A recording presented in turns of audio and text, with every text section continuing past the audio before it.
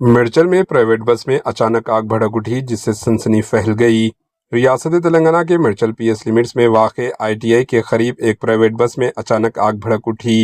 ये बस बडला मलारम से कुंपली जा रही थी कि रास्ते में अचानक आग भड़क उठी और शोले बुलंद होने लगे।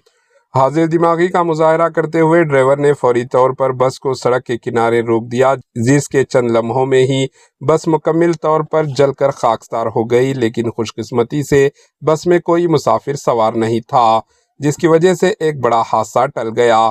ड्राइवर ने इब्तदाई वजह शॉर्ट सर्किट बताई है। इत्तला मिलते ही फायर ब्रिगेड की टीम मौके पर पहुंच गई और आग पर काबू पा लिया। Bureau report, AHA news.